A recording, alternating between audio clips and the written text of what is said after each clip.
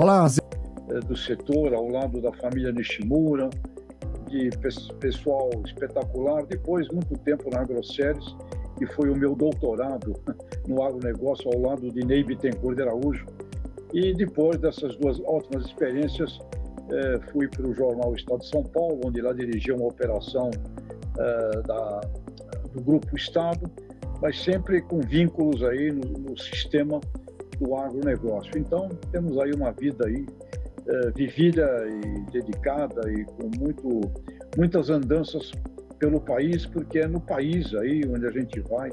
Você mencionou Santa Helena, estive agora esse sábado aí com o pessoal da Comigo, Chavalha, em Rio Verde, portanto, andando pelo país e conhecendo o mundo, que a gente pode desenvolver sabedoria. E sabedoria a gente não aprende, sabedoria a gente recebe. E a gente só recebe sabedoria andando pelo mundo e prestando atenção nele. Com certeza. João, vamos falar um pouco da sua experiência pessoal, que a gente sabe que é muita. Também a superação de desafios. Como que isso moldou a sua visão sobre liderança e motivação? Pois é, meu caro. A gente não está no mundo para fazer o que quer, não. Nenhum líder está no mundo para fazer o que liderando quer. Nós estamos no mundo para fazer aquilo que tem que ser feito. E fazer aquilo que tem que ser feito é uma coisa que está acima dos nossos simples desejos, angústias, né? Daquilo que nossa mente é ainda muito tomada por impactos primitivos do passado, do medo, né? Da vitimização, onde se você não tomasse cuidado, o bicho ali te comia. Então, essa coisa ainda está muito presente na alma humana e nós temos que sublimar, superar tudo isso para construir com muita velocidade um mundo mais evolutivo, um mundo onde o bom senso humano prevaleça acima das suas angústias e dos seus medos e dos seus receios. Portanto, o que muito me fez na vida foi já aos 4 anos de idade uma grave queimadura no rosto, e ali eu já fui obrigado a conhecer a realidade da vida. E eu tive uma sorte muito grande de ter 2 pais adotivos maravilhosos que me educaram para a vida, me educaram para a vida, mostrando para mim desde pequeno o que era o lado do sofrimento, da dor, o lado da alegria, do prazer, o lado da verdadeira amizade, o lado das raivas, dos ódios e o lado em que a gente só iria prosperar e progredir se nós desenvolvêssemos o talento do capital afetivo, que é efetivamente o capital do amor. Amor é aperfeiçoamento de você e de tudo que te envolve. E esse aperfeiçoamento não é simples, cotidiana, e no campo do agro essa experiência ela é visível, ela é realista, ela está aí presente. Por isso que eu sou um grande admirador das cooperativas do Brasil, porque ali numa casa cooperativa você tem que ter educação, pressão de mudança, porque você não pode deixar nenhum cooperado para trás. Então, bem-vindos ao mundo. O mundo é uma mudança que no passado levava séculos para a gente entender, há 100 anos atrás levava 3, 4 meses e hoje é no dia, é no momento que a gente enxerga a transformação. Maravilha. João, quais foram os principais momentos de virada na sua carreira e como elas influenciaram a sua trajetória profissional? A minha grande virada foi quando eu trabalhava ainda como estagiário numa agência de propaganda em São Paulo, e lá apareceu um trabalho para fazer para jato, máquinas agrícolas jato, pulverizadores. Isso foi em 1976 e era um assunto que ninguém queria mexer com isso, uma máquina agrícola e com pulverizador, o que é isso, não sei o quê, e deram para o estagiário fazer, que era eu. Eu peguei aquilo, nunca tinha visto aquilo na minha vida, nasci em Santos, morava em São Paulo, então não tinha noção nenhuma de agricultura, nada. E falei, caramba, eu tenho que ver o que é isso, onde é que fica esse assunto aqui? Onde é que é essa jato? Na cidade de Pompeia. Onde é Pompeia? Pompeia é depois de Marília, tá bom, mas onde é Marília? 500 quilômetros de São Paulo. Tá, como é que faz? Eu tenho que ir lá ver, conversar com os caras. Eu não vou poder criar nada se não conhecer esse pessoal. E tinha um trem que saía de São Paulo às 10 da noite e chegava em Pompeia às 8 da manhã. Fui para o trem, chego lá, desço na estação de Pompeia e tem lá simplesmente um cara espetacular me esperando, inesquecível, doutor José Maria Jorge Sebastião, engenheiro agrônomo, um homem que tinha sido presidente na época do IBC, Instituto Brasileiro de Café, cafeicultor, um homem apaixonado pelo agro, naquela época não se chamava agronegócio, pela agricultura, e ele me deu uma aula. Em 2 dias que eu fiquei em Pompeia, ele me deu uma aula sobre o que era agricultura, o que era mecanização, quais eram os desafios de um agricultor. Voltei para São Paulo com a informação do querido Zé Maria e preparei uma campanha publicitária para a Jato, que quando eles viram, se apaixonaram, adoraram o trabalho. Lá, o Shikao Nishimura, o Suji Nishimura, o próprio Zé Maria, que era o diretor de marketing, adoraram. Passado um ano desse encontro, o gerente de marketing que estava lá não quis mais continuar em Pompeia, recebeu um convite naquela época até para ir para Caloi, que era um negócio de marketing maravilhoso, as bicicletas Caloi.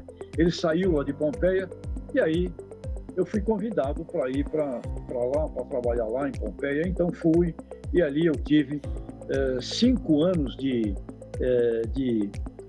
internado, de internação, no que foi um aprendizado fantástico sobre o agro junto com a Jato, e depois outra experiência fascinante em seguida com a AgroSéries, que me permitiu uma visão planetária, onde nós lançamos no Brasil esse conceito que todo mundo hoje fala de agronegócio.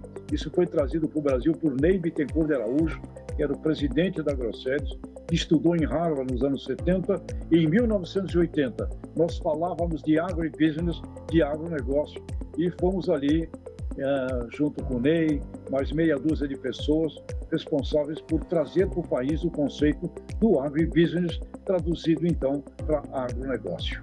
Maravilha. Vamos continuar falando sobre isso então.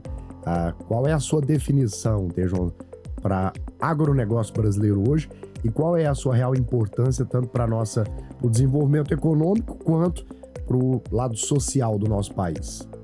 Bom, quando olhamos com profundidade acadêmica a definição correta de agribusiness, agronegócio, é a soma total dos fatores que envolvem esse sistema, que é uma cadeia produtiva, que nasce no gene da genética, seja da genética vegetal ou animal, que é a parte do desenvolvimento dos materiais genéticos, nasce ali na ciência da genética e vai até o cérebro do consumidor final, que nós chamamos do meme, né? Os nossos neurônios. Essa cadeia produtiva, ela envolve o setor industrial, comercial, o setor de serviços e a agropecuária. Então, este contexto, este complexo reunido é que formam o sistema do agronegócio. Por quê? Não existe nenhum elo dessa cadeia produtiva que possa viver sozinho. Todo ele é ligado e conectado um ao outro. Não haveria a agricultura se não houvesse fertilizantes, se não houvesse equipamentos, se não houvesse hoje sinal de telecomunicação, digitalização, se não houvesse a evolução das sementes que tanto fizeram para a possibilidade de termos, por exemplo, uma agricultura tropical no Brasil, não haveria a avicultura que conhecemos hoje, não haveria a suinicultura, não haveria os avanços no setor da pecuária de corte e nós não estaríamos preparados como estamos para todas as exigências ambientais, socioeconômicas. Portanto, não existe elo que viva sozinho, como não existiria a indústria sem a agropecuária. Não existiria o supermercado sem a indústria, a agropecuária e a ciência. E aqui, mais de 8 bilhões de consumidores finais no planeta, hoje nós temos a possibilidade de irmos até aqui a esquina e encontrarmos ali um extraordinário produto para fazermos a nossa refeição, o que no passado era totalmente impossível de acontecer. E ainda temos no mundo aí praticamente uma necessidade de melhorarmos a segurança alimentar e agora a energética, onde os biocombustíveis serão um sucesso cada vez mais, mas nós temos a necessidade de melhorar a segurança alimentar e energética do mundo aí para cerca de 4 bilhões de seres humanos. Portanto, o nosso setor, chamado esse complexo do agronegócio, ele é o maior setor econômico do mundo e aquele que tem a maior dimensão e missão social e ambiental no planeta Terra. Muito bem. João, como que você vê a evolução do nosso agronegócio ao longo dos anos e quais são os principais desafios que o setor já enfrentou? O agronegócio brasileiro tem praticamente, de verdade assim, 50 anos que eu associaria com a criação da própria Embrapa, que foi em 1973. Mas antes disso, nós sempre tivemos um desenvolvimento muito importante em algumas cadeias produtivas. No caso do café brasileiro, tem o IAC, Instituto Agronômico de Campinas, os institutos agronômicos sempre fizeram um trabalho muito importante antes do próprio surgimento da Embrapa. No caso do café, no caso da cana-de-açúcar, esses dois setores foram dois setores muito importantes na história já antiga do Brasil. E o setor do café, no início do século XX, 1900, 1902, 1910, foi responsável por um grande desenvolvimento do conceito da logística no Brasil, trazendo estradas de ferro, criando o Porto de Santos. Santos transformou no maior porto da América Latina, o maior porto de café do planeta Terra, e tudo isso permitiu ao Brasil uma visão também de mundo, uma visão comercial de mundo antes desses últimos 50 anos. Mas após estes 50 anos, nós tivemos o crescimento de praticamente todas as culturas no Brasil, do A do abacate ao Z do zebu. Tivemos ali pesquisa, ciência, que permitiu criarmos uma verdadeira produção tropical. Nós somos o modelo da produção tropical do planeta Terra. E quando olhamos o cinturão tropical do planeta Terra, entre o Trópico de Câncer e Capricórnio, você vai ver ali que é onde exatamente está hoje um grande desafio para o mundo, que é resolver problemas que existem em praticamente mais de 60 países, que é o lugar do planeta onde você tem, de fato, os grandes dramas ambientais, da pobreza, desigualdade, e é onde ali vai ter que haver um grande investimento de progresso e prosperidade. E dentro dessa faixa do mundo, nós, Brasil, somos o exemplo positivo. Criamos uma agricultura da indústria brasileira de alimento e bebida, ela compra 60% do que produzimos aqui no Brasil. Então, nós abastecemos o mercado interno, exportamos excedentes e fazemos com isso, nos transformamos hoje na quarta maior agricultura do planeta Terra, enfrentando as duas mais antigas e milenares do mundo,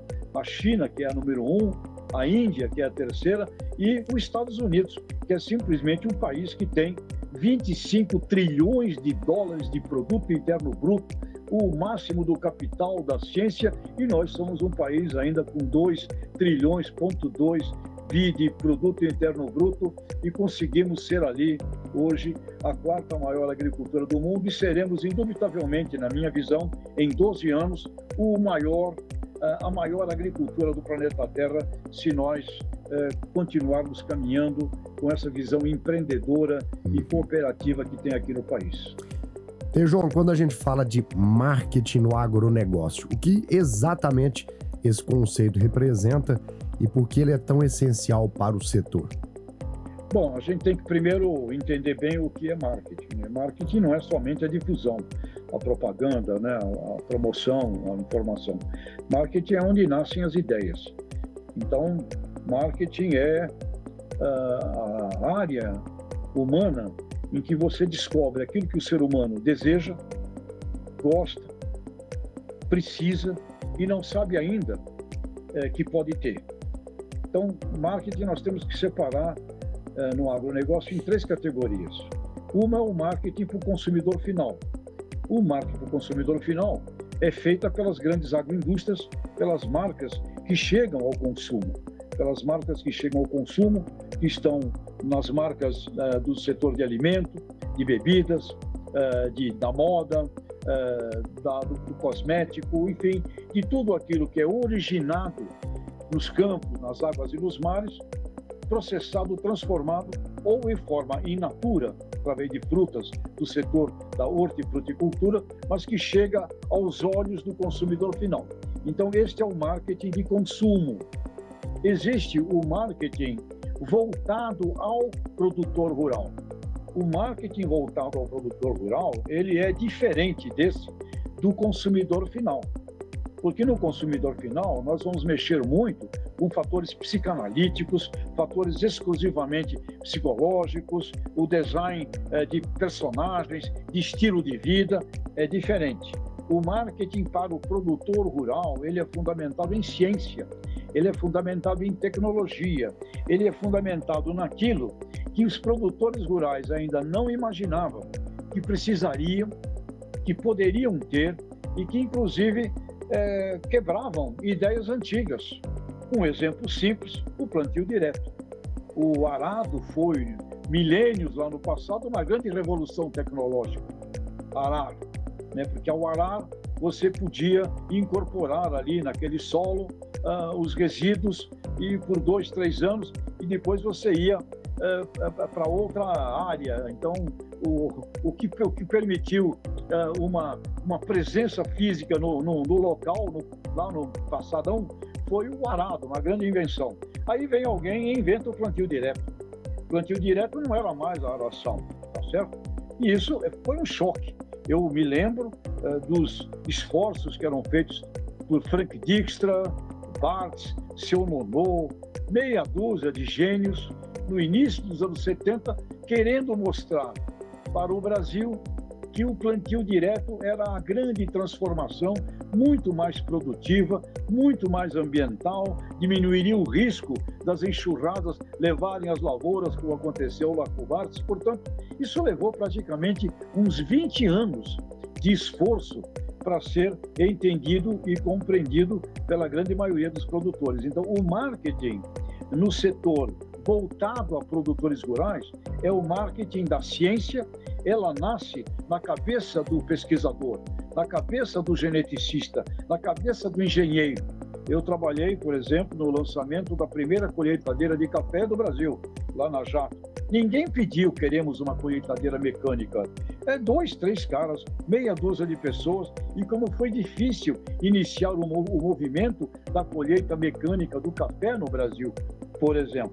Então, o marketing voltado ao produtor rural, ele é um marketing de desafios científicos, tecnológicos, e quando chegamos hoje num modelo como agricultura de baixo carbono, num modelo como integração lavoura-pecuária-floresta, esse modelo, integração lavoura-pecuária-floresta, ele é sensacional, ele é espetacular.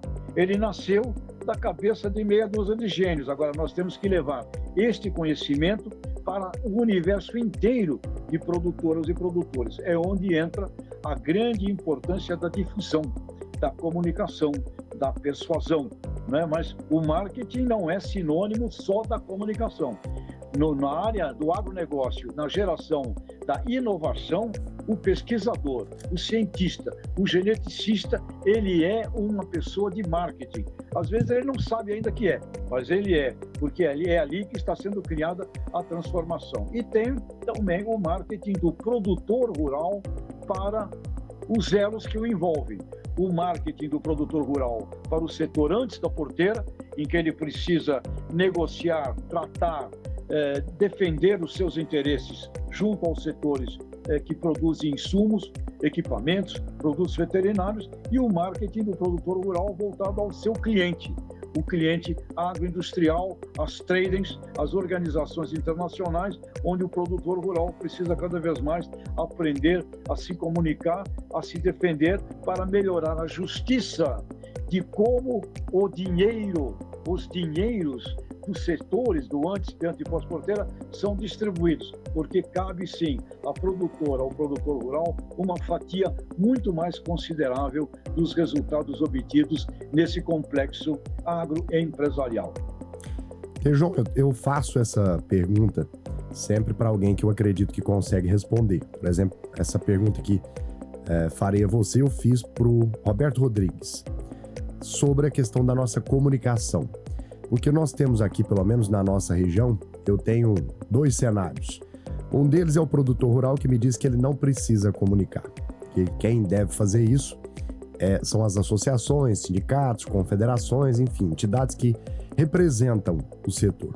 E eu tenho, de outro lado, muitas vezes sindicatos, associações, confederações, que me dizem o seguinte: olha, a gente não consegue fazer nada sozinho, a gente precisa do apoio do produtor rural. Daí vem a pergunta: nós estamos conseguindo comunicar com a sociedade? Para mostrar que aquele alimento, que aquela bebida, que aquela fibra de algodão, ela não nasceu ali naquela minha gôndola, mas que eu tenho responsabilidade de onde ela veio. Então eu preciso começar a mostrar para o consumidor final, porque este é um desejo que está embutido na sua vontade ainda inconsciente, de onde veio o leite, de onde veio a carne, de onde veio a fruta, de onde veio o tomate. Isto está no inconsciente do consumidor final. E se eu começo a mostrar isso para ele, eu aumento a credibilidade na minha marca. Então, este exemplo, você o vê num programa que é o RAMA, Rastreabilidade e Monitoramento de Alimentos, onde os supermercados entendem o seguinte: além de um ponto de venda, eu sou um ponto de educação do meu consumidor final, porque eu tenho que evoluí-lo e diminuir os desperdícios e diminuir a desinformação do meu cliente final. E aí você pega hoje, nesse instante, uma campanha publicitária que eu quero parabenizar, do Grupo Pão de Açúcar, onde o tema é Tudo de Pão, aproveitando o nome Pão de Açúcar, Tudo de Pão. E nesse material publicitário, o Grupo Pão de Açúcar mostra a origem, mostra pessoas na lavoura, mostra pessoas plantando, mostra famílias agrícolas lá na originação. Então, quando você começa a ter isso, você começa a ter uma visualização da produtora, do produtor rural, e você começa a ter uma valorização maior da produtora e do produtor rural. Então, indo para o campo do mundo dos supermercados, que é o comércio, que é o varejo, que chega aqui na ponta. Setor agroindustrial. Uma empresa, por exemplo, que é líder no mundo na área de batatas, a PepsiCo, começou a colocar a fotografia de produtores de batata nas suas embalagens da chips Lay's, por exemplo. E começou a vender mais essa batata. E eu perguntei, por que vende mais a batata que tem a foto do produtor rural? Resposta da PepsiCo, uma das maiores corporações agroindustriais do mundo. Porque o consumidor gosta da ideia de saber quem produziu a batata, de onde veio, elo com a natureza. Então, novamente, varejo, supermercado, setor agroindustrial, promovendo seus produtos, vinculando a originação. Quando você vai para as cooperativas, elas têm um trabalho, principalmente as cooperativas agroindustriais, elas têm um trabalho, sim, de comunicação das suas marcas, transformando as suas marcas em verdadeiros produtos de consumo. Nas relações B2B, das relações com o setor industrial, o produtor rural, através das suas grandes entidades, tem o dever, sim, de se comunicar muito melhor, na minha forma de ver, com as tradings, com as grandes organizações internacionais e ter acesso e conversa com os CEOs, com os presidentes das companhias que fazem a ciência e tecnologia que ele recebe aqui no campo e as companhias que compram os seus produtos e transformam e vendem para o consumidor final. Agora, eu, produtor rural, devo ter a minha comunicação? A resposta é muito simples. Sim, você pega um minúsculo bazarzinho de uma rua, de um bairro de Rio Verde. Ele tem o dever de se comunicar naquele minúsculo bazarzinho. Ele tem que ter a sua plaquinha, o seu luminoso, ele tem que procurar trazer os clientes ali do bairro, da região. Ele tem o dever de se comunicar, mesmo sendo pequenininho. E hoje, com o acesso mais facilitado de toda a tecnologia digital, da comunicação nas redes, etc., tudo pode ser pequeno. Você pode e deve fazer a sua comunicação, simples que seja, mas mostrando ali o carinho com que você faz, é uma família agrícola, o que você produz, você tem o dever de fazer isso. Agora, a grande comunicação para a Europa, a grande comunicação para os consumidores internacionais. Tem que haver uma orquestração e nós temos que ter um plano estratégico cujo dinheiro, e aí eu concordo com produtores rurais, o grande dinheiro para essa ação não é e não deve sair do bolso dos agricultores, porque eles já são o setor do sistema do agronegócio, o mais risco, o mais incerto, o que estão sujeitos a não bota preço em mercadoria, não bota preço nos insumos, não consegue definir taxa de câmbio, não consegue saber como é que vai ser a briga geopolítica do mundo. O setor da agropecuária, do dentro da porteira, ele é o de maior risco em todo este processo.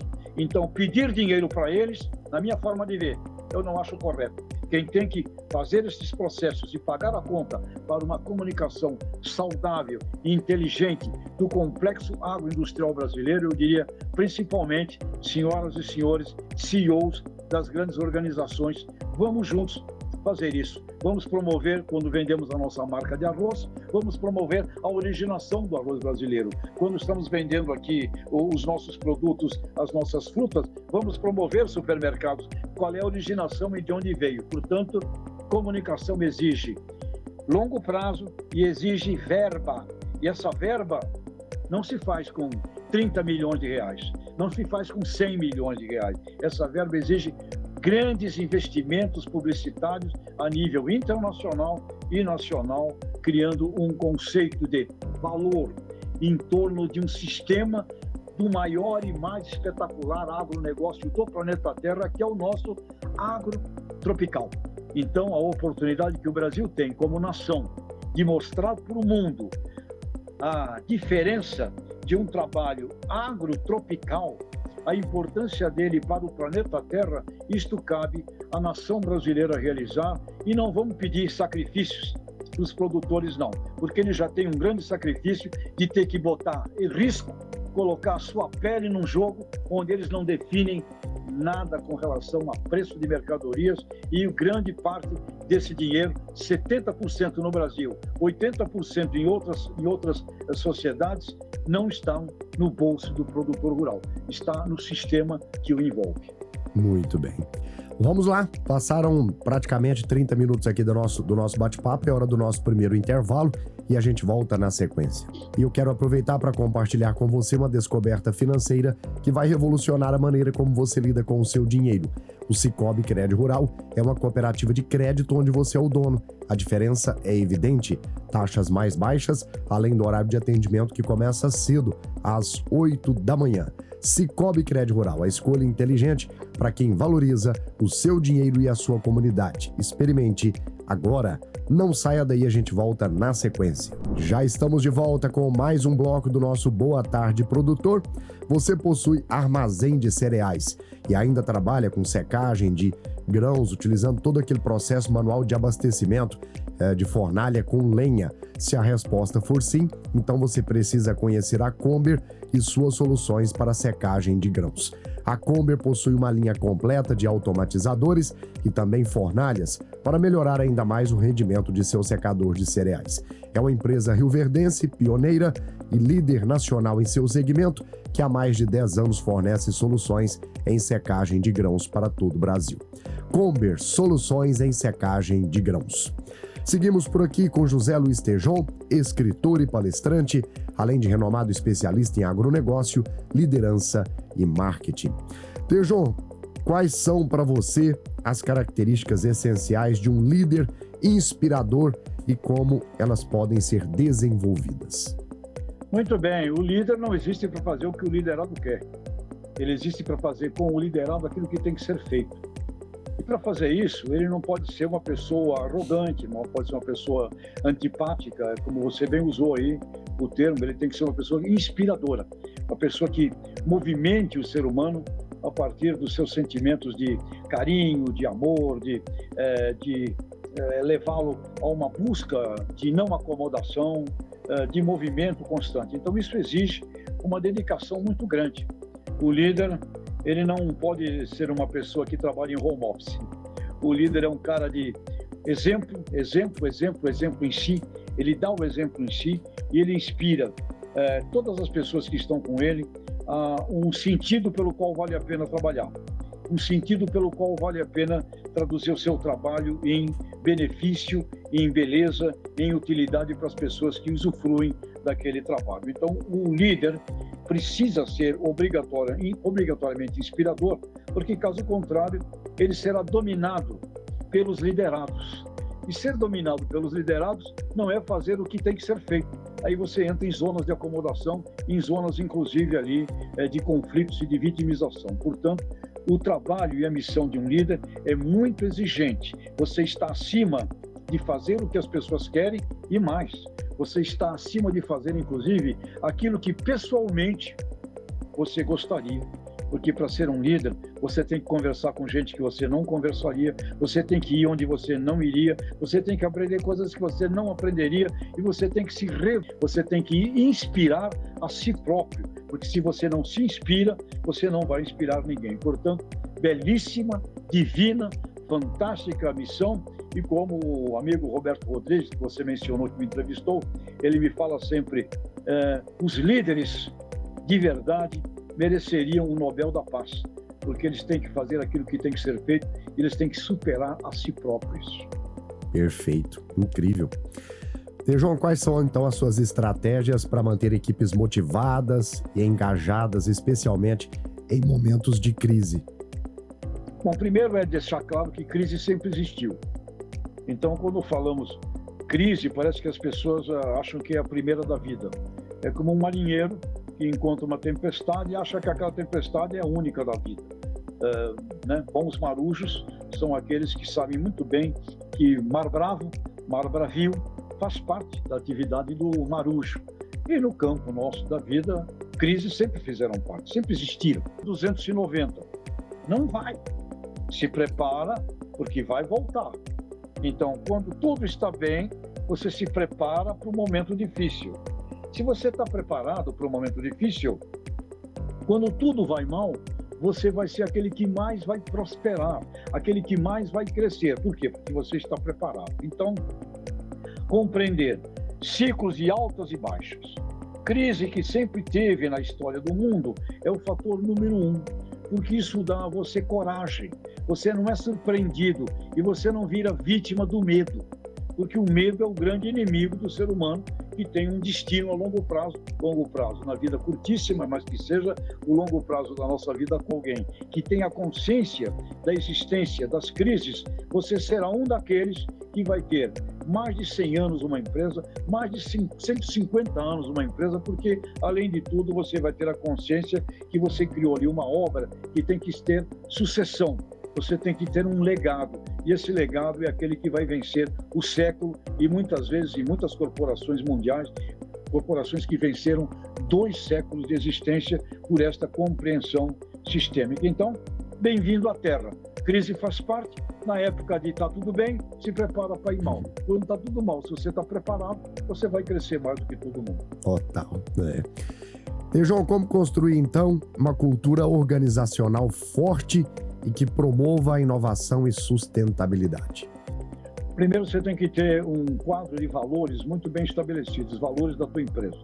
Seja ela uma fazenda, seja ela uma revenda, pessoal da distribuição, que eu também admiro muito, que faz um trabalho sensacional no agro brasileiro, seja da cooperativa, e seja do que for, seja da nossa rádio, um quadro de valores. Quais são? Meia dúzia de valores dos quais nós não abrimos mão. Integridade, verdade, sentido de inovação, capacidade de empatia, gostamos dos nossos clientes, dos nossos consumidores, não queremos que os nossos clientes consumidores sejam mal-sucedidos, portanto nós estamos ali para transformar e melhorar a vida deles. Ou seja, você tem que ter um plano muito claro de valores. Esse plano de valores tem que ser trabalhado pela liderança o dia inteiro, o tempo inteiro, e ele aparece nas decisões que a gente toma. As decisões tomadas, elas são aquelas que revelam a honestidade dos seus valores ou simplesmente a aparência dos valores. Então, isso é fundamental. Temos que ter uma prática constante de inovação, porque o mundo hoje não para, ele se transforma brutalmente em termos do momento científico, tecnológico, das relações institucionais, das relações, uma mudança muito grande no processo histórico, em ideologias que já ficaram no tempo, que tem muita gente ainda as discutindo hoje. Então, este quadro de velocidade é muito importante. Inovação, velocidade e vendas. Porque se eu não vender o que eu estou inovando, se eu não vender o que eu estou fazendo, eu não consigo fazer com que essa inovação gire, vá para frente. Isso não realimenta a necessidade que eu tenho nos investimentos de inovação que eu tenho que fazer praticamente cotidianamente. Então, como é que eu faço com equipe? A ciência está mais veloz do que os seres humanos. Os seres humanos ainda são lentos. Então, eu tenho que ter ali uma organização que inspire, uma organização com amor, uma organização que pressione seres humanos a evoluir, mas isso tudo tem que ser feito com carinho. Eu tenho que aprender a fazer isso, não é com a maneira autoritária, não é com a maneira da ordem de cima para baixo, é com a maneira de um convencimento muito grande de todas as pessoas que estão ali trabalhando comigo. Portanto, isso dá um trabalho humano, mas é através desse trabalho que eu faria a diferença da organização que vai ao futuro, daquela que pode ter êxito a curto prazo, mas que não vai ao futuro. Vem aí mais uma pausa para o intervalo e na volta a gente continua com o Tejon aqui no Boa Tarde Produtor. Até já! Já estamos de volta com mais informações aqui no Boa Tarde Produtor. Eu quero falar com você agora da Simple Agro, que despontou em Rio Verde com soluções inovadoras para a realidade do agro desde 2018. Com experiência em commodities, oferecem serviços de compra, venda, intermediação e assessoria estratégica para a comercialização de grãos. Entre em contato agora com a Adria Rocha pelo telefone e WhatsApp 649-9303-1729 ou vá até a Simple Agro, que fica ali no Barrinha. Eu disse Simple Agro. Continuamos com o nosso Boa Tarde Produtor. Hoje o Tejon é o nosso convidado. Quase já no final do nosso horário aqui, mas ainda temos mais alguns minutos para conversar e a gente volta nesse bloco para falar um pouco mais sobre sustentabilidade. Tejon, como o agro brasileiro pode conciliar a produção em larga escala com a preservação do meio ambiente e também a responsabilidade social? Bom, eu te diria que nós já fazemos. É aí onde eu acho que entra aí muito o que o amigo Roberto Rodrigues diz. Nós já fazemos. Nós somos o agro tropical do planeta Terra e não existiria possibilidade. Você está conversando comigo aí do Cerrado brasileiro. Não existiria possibilidade de fazer uma agropecuária no Cerrado brasileiro hoje, na dimensão que é feita, sem as práticas modernas, ambientais e sem a preocupação social também. Portanto, esta imigração, esta tomada do Cerrado brasileiro, feita com muito sacrifício, com muito suor, com muita lágrima, por muitos pioneiros aí, desde os anos 70 para frente, ela é um exemplo espetacular de um movimento social onde foi obrigatório termos práticas de agricultura de baixo carbono, termos práticas de sistemas, termos práticas ambientais. Então, primeiro, já fazemos. Não é que temos que fazer. Precisamos fazer com que muita gente que ainda não pratica, não faz bem feito. O que muitos já fazem, com que haja uma universalização desses meios. Então, é importante que quem ainda tem mitos, preconceitos quando fala a palavra sustentabilidade, achando que é um bicho que vai pegar, olha, por exemplo, olha para o seu vizinho que faz bem feito. Meu amigo Zecão, Lucas do Rio Verde, eleito o melhor produtor de soja ambiental, sustentável, espetacular do país. Vai ver como o Zecão trabalha lá. Olha como ele faz e imita. Ele ganha mais dinheiro, ele tem mais resiliência para enfrentar momentos de crise, momentos de seca, etc. Simplesmente ele ganha mais, ele faz mais e melhor, fazendo exatamente a prática que você me coloca aqui. Portanto, já realizamos, olha aí no Macomico, tem 11.900, quase 12 mil cooperados, pega lá os 300, 400 campeões desse método e vai olhar como os caras fazem. Eles ganham mais dinheiro, eles estão melhor. E eu conversando com gente que não quer fazer, eu escuto muito disso também. Dá trabalho, eu não tenho, eu já fiz de tudo, não tenho equipe, não tenho pessoal, então você vai ver que existem desculpas para não fazer. Mas olha, meu caro Leonardo, Não vamos dizer o que o Brasil precisa fazer. O Brasil já faz. É mostrar isso que o Brasil já faz, ele já faz, e quem não faz, imita esses caras que estão fazendo, porque o que o mundo quer é o que brasileiros já fazem, e todos temos que fazer o que os brasileiros já fazem, e é questão de imitá-los, porque não tem segredo, é fazer o que eles fazem, e eles ganham mais dinheiro fazendo o sustentável. Show. João, quais são as tecnologias que mais te impressionam e como elas podem ser aplicadas no agro? Momento da genética, edição gênica, transformação gênica.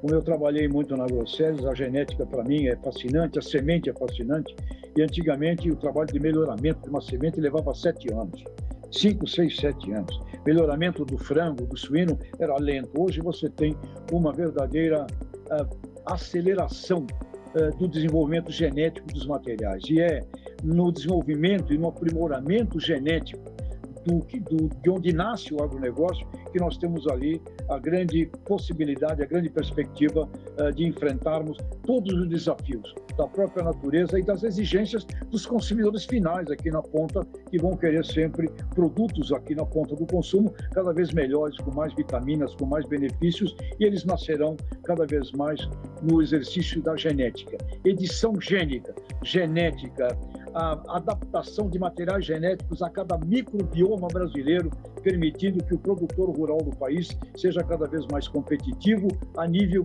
internacional. Eu vejo nessa ciência uma evolução fundamental, e no acompanhamento dela, onde produtor e produtor, você tem que ter a seu serviço ali sistemas de informação digitais, porque hoje você não administra mais uma boiada, como a gente viu, né, meu caro amigo, lá na Fazenda Santa Fé, a gente administra boi a boi, animal a animal, planta a planta, palmo a palmo, o instante do plantio.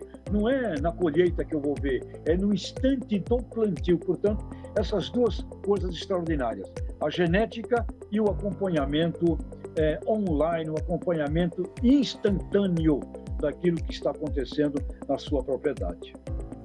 João, falamos de sustentabilidade, nós falamos de tecnologia, vamos falar sobre competitividade no mercado global. De que forma é que o agronegócio brasileiro pode se posicionar de forma mais competitiva quando a gente fala de mercado global? Ele é competitivo, extraordinariamente competitivo. Se não fosse, nós não estaríamos fazendo o que fazemos, né?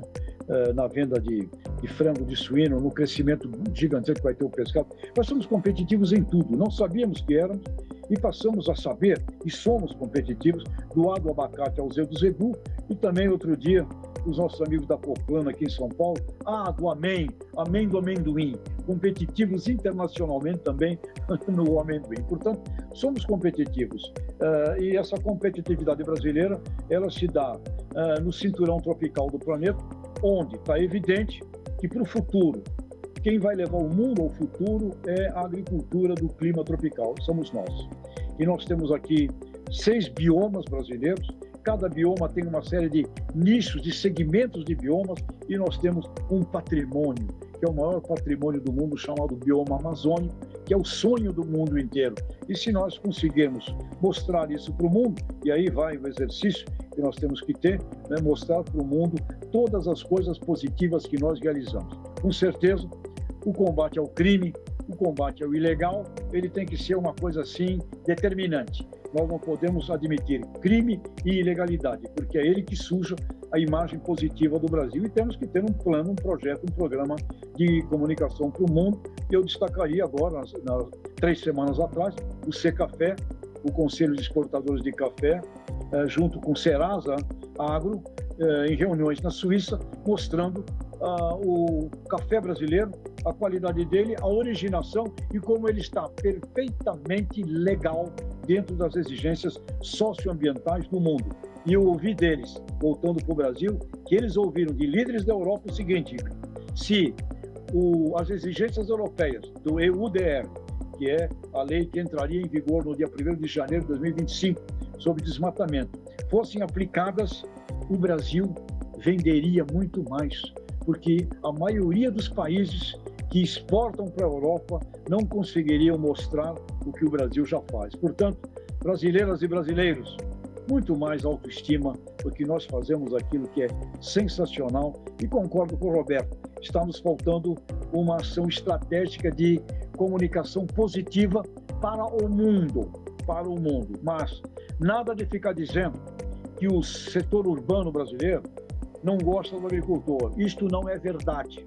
Quem fala isso está vitimizando a categoria, porque eu fiz pesquisas nas capitais do Brasil, apresentamos uma lista de 50 profissões para o cidadão urbano e perguntávamos para ele: aponte aqui, nesta lista de 50, quais são as 5 que você considera vitais para a sua vida na cidade.